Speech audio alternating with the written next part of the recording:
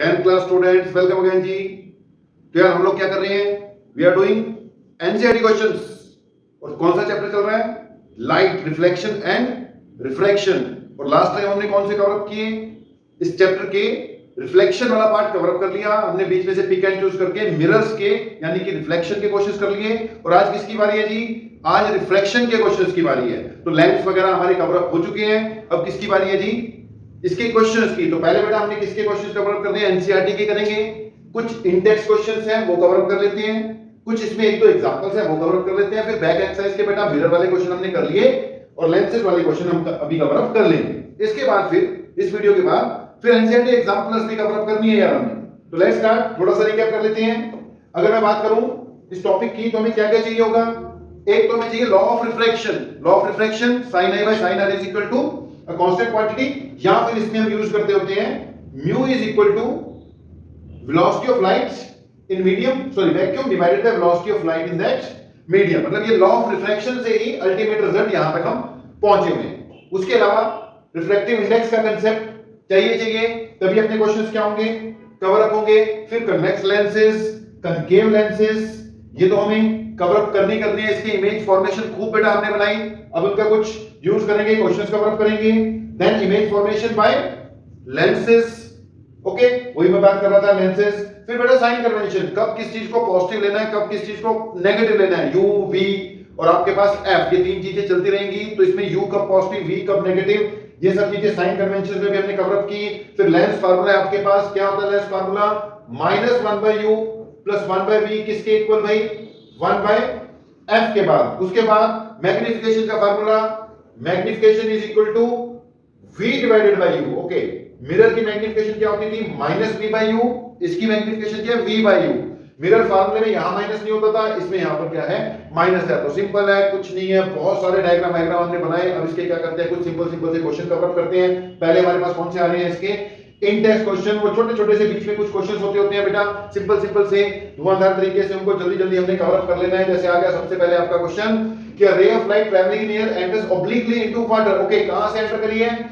Air से water में enter करी है, साफ दिख रहा है।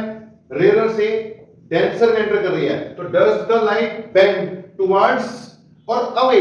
तो सीधा ऐसा हिसाब है बेटा, आपको पता है रेयर टू डेंसर जाने का मतलब it will bend towards the normal, towards the normal. भैया वाई भी पूछ रहा है, तो वाई का जवाब क्या है कि because it is going from rare to denser, इसलिए it will bend towards the normal. तो इसका आंसर आएगा it will bend towards the normal. कुछ नहीं है, बहुत इजी क्वेश्चन। अगले क्वेश्चन पे चलते हैं। अगला क्वेश्चन है जी, light enter from air to glass. Air से कहां पे एंटर कर रही है? ग्लास में। फिर से एयर से ग्लास में एंटर कर रही है, वही क्वेश्चन है, लेकिन पूछा कुछ और हुआ है। रिफ्रैक्टिव इंडेक्स दे रखा है ग्लास का, what is speed of light in the glass? Okay, what is speed of light in the glass? अभी हमने एक्सप्रेशन लिखी थी कि refractive index is equal to speed of light in vacuum, जिसको C से नोट करते थे, divided by speed of light in that medium. तो रिफ्रैक्टिव इंडेक्स ग्लास का दे रखा है, तो वेलोसिटी भी ये कौन सी वाली है? फिर ग्लास वाली है। v किसके इक्वल आ जाएगा? c/μ। c किसके इक्वल दे रखी थी? 3 × 10⁸। नीचे म्यू की वैल्यू 1.50 दे रखी है। अगर इसको सॉल्व कर लेते हैं तो इट विल बी 2, तो आंसर आ जाएगा 2 × 10⁸ मीटर पर सेकंड। यानी कि ग्लास में इसकी वेलोसिटी कितनी आने वाली है? 2 × 10⁸ मीटर पर सेकंड। ओके, बहुत बढ़िया। अगले सवाल पे चलते हैं। अगला क्वेश्चन कह रहा है, इंटेक्स क्वेश्चन 5 आता है मेरे ख्याल से इसमें, कि find out from table 9.3। Okay, हमें एनसीईआरटी का टेबल 9.3 यहां पर लेके आना पड़ेगा। The medium having highest optical density. Okay, optical density highest, और उसके बाद लोएस्ट ऑप्टिकल डेंसिटी भी पूछी गई है। ओके, टेबल चाहिए होगा। टेबल में हमें रिफ्रैक्टिव इंडेक्स अवेलेबल होंगे, सीधा सा हिसाब। रिफ्रैक्टिव इंडेक्स ही ऑप्टिकल डेंसिटी बताता है। जिसका रिफ्रैक्टिव इंडेक्स सबसे ज्यादा उसकी ऑप्टिकल डेंसिटी सबसे ज्यादा, जिसका रिफ्रैक्टिव इंडेक्स सबसे कम उसकी ऑप्टिकल डेंसिटी सबसे कम। तो ये आ गया आपका एनसीईआरटी में से टेबल नंबर 9.3। इसमें हम देखते हैं कि इंक्रीजिंग ऑर्डर में सबके रिफ्रैक्टिव इंडेक्सेस दे रखे हैं। सबसे ज्यादा रिफ्रैक्टिव इंडेक्स 2.42 किसके लिए दे रखा है? डायमंड के लिए। तो डायमंड की बेटा ऑप्टिकल डेंसिटी सबसे क्या होगी? ज्यादा होगी। तो हाईएस्ट किसकी? डायमंड। यहां पे क्या आना चाहिए आंसर? डायमंड। और इस सीक्वेंस में सबसे कम ऑप्टिकल डेंसिटी किसकी दे रखी है? एयर की 1.0003। तो लोएस्ट किसकी? एयर की बेटा, और हाईएस्ट किसकी, डायमंड। ओके, एयर की और वैक्यूम की ऑप्टिकल डेंसिटी ऑलमोस्ट सेम है, वैक्यूम की 1 लेते हैं, एयर की 1.0003 है, कोई बहुत ज्यादा फर्क नहीं है, प्रैक्टिकली तो दोनों को सेम ही लिया जाता है, लेकिन अगर कोई ज्यादा ही पूछ ले तो एयर को वैक्यूम के कंपैरिजन में थोड़ा ज्यादा डेंसर माना जाता है। ओके जी, सो ये भी हो गया, हाईएस्ट लोएस्ट आपको दिखाई दे ही रहे हैं, 3 क्वेश्चन आपके जल्दी ही हो गए। अगले क्वेश्चन पे चलते हैं। अगला क्वेश्चन कह रहा है you are given kerosene, turpentine and water. Okay, 3 material दे रखे हैं, एक केरोसिन, एक टर्पेंटाइन और एक कौन दे रखा है जी, वाटर दे रखा है।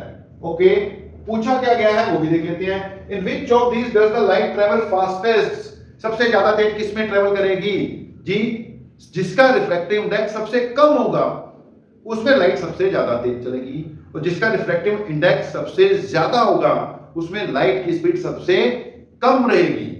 सबसे कम रिफ्रैक्टिव इंडेक्स वैसे होता है वैक्यूम का, तो इसलिए वैक्यूम में सबसे ज्यादा तेज चलती है, लेकिन हमने इन तीनों में से बताना है, केरोसिन, टर्पेंटाइन एंड वाटर। और किसकी हेल्प लेनी है, टेबल 9.3 की, वही जो पिछला टेबल था उसको दोबारा ले लेते हैं। इसमें हम नाम ढूंढते हैं अपने, पहला नाम है हमारा केरोसिन। केरोसिन भैया कहां पे शो हो रखा है, चेक करते हैं।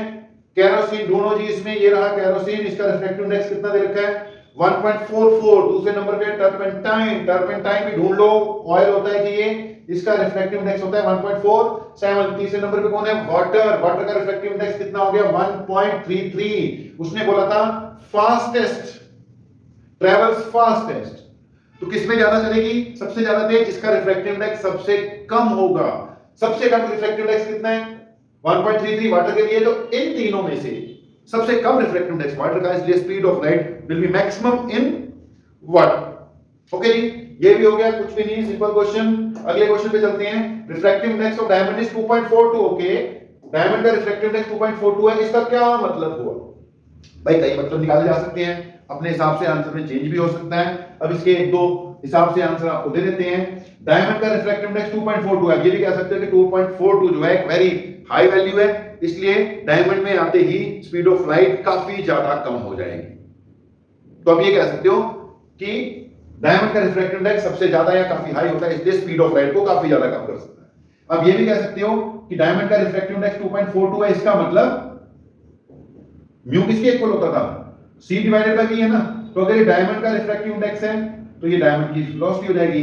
तो आप एक मतलब ये भी बता सकते हो कि ratio of speed of light in vacuum and speed of light in diamond is equal to 2.42। Okay, आप ऐसा भी कह सकते हो कि डायमंड का रिफ्रैक्टिव इंडेक्स 2.42 है, इसका मतलब है कि डायमंड में आते ही स्पीड ऑफ लाइट जो है, इसको घुमाओ वीडियो ऊपर चले गया, ये बन गया C बाय म्यू। C कितना, चलो C रखते हैं, म्यू कितना 2.42। तो आप एक आंसर बेटा ये भी कह सकते हो कि refractive index of diamond is 2.42 means in diamond speed of light becomes 2.42 times less as compared to speed of light in vacuum। तो इसके बेटा कई तरीके से आंसर दिए जा सकते थे, थोड़ा ओपन एंडेड सा क्वेश्चन हो गया, ठीक ही था क्वेश्चन। अब एग्जांपल्स हैं, तो ये इन टेक्स्ट क्वेश्चन थे बेटा 4-5, ये कवर अप हो गए, फिर 2 एग्जांपल अब वो कवर अप करेंगे, फिर से इन टेक्स्ट क्वेश्चन आ जाएंगे, और उसके बाद फिर बैक एक्सरसाइज के क्वेश्चन करते हैं। नोट कीजिए इसको आप।